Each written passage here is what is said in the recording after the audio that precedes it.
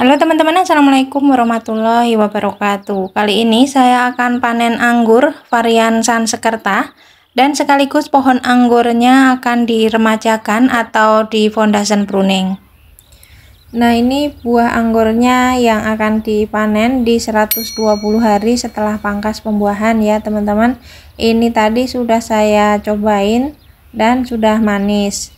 Pembuahannya dipangkas di mata bat panjang di atas 12.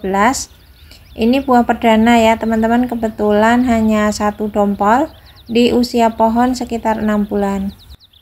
Nah, ini saya tunjukkan pohonnya ya teman-teman. Awal penanamannya waktu itu saya tanam anggur lokal Isabella hasil dari cangkokan dan ditanam di tanah langsung, kemudian baru disambung pucuk dengan entres anggur Sansekerta. Nah, di sebelah sini disambung dengan anggur varian Sansekerta. Kemudian cabang primernya keatasin dengan model para-para dengan 4 cabang tersier ya teman-teman.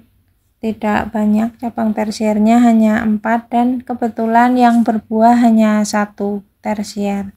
Nah, setelah buah dipanen akan dilakukan pemangkasan pendek atau dilakukan peremajaan batang tersier ya teman-teman. Ini tersiernya hanya 4, 1, 2, 3, 4, dan yang berbuah kebetulan hanya 1 cabang tersier. Ini langsung akan kita pangkas nanti di mata bat 1 dan 2.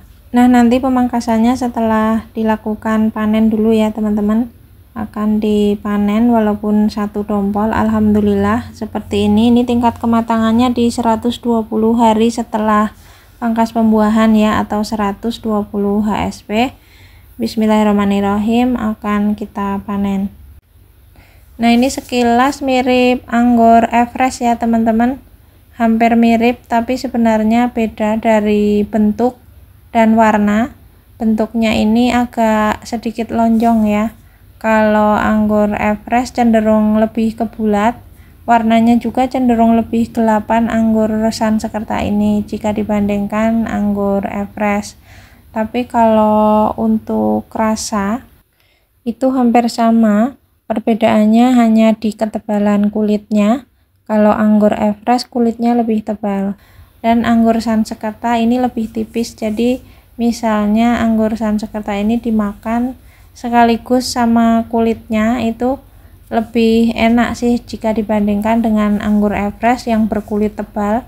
Jadi kalau dimakan itu agak sepet ya kalau sama kulitnya kalau anggur Everest. Kalau dari tingkat kekenjahan emang kenjah anggur Everest ya. Nah, sebelum dilakukan pemangkasan atau peremajaan pohon, ini sudah disiram jenuh dulu ya teman-teman. Jadi penyiraman jenuh dilakukan di pagi hari. Kemudian setelah siram jenuh 3 jam itu baru dilakukan pemangkasan atau fondation pruning. Ini langsung akan kita pangkas di bat 1 dan 2. Bismillahirrahmanirrahim, ini kita pangkas. Ini hanya 4 cabang tersier ya teman-teman. Biasanya nanti akan mulai pecah atau seprut mata tunasnya setelah 1 minggu. Dalam rentan waktu dari pemangkasan hingga tumbuh tunas-tunas baru, dilakukan perawatan antara lain penyemprotan insektisida dan fungisida, karena ini dipangkasnya di batang coklat.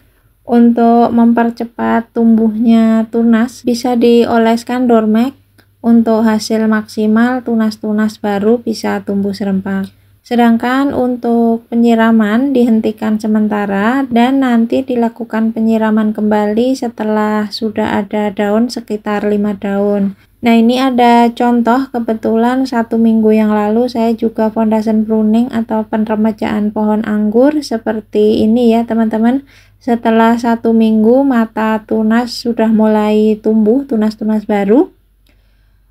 Dan kondisi seperti ini masih bisa disemprotkan insektisida dan fungisida, tapi dosis rendah saja, bisa setengah mili per liter air, agar nanti tunas-tunas baru yang tumbuh bebas dari hama jamur dan trip.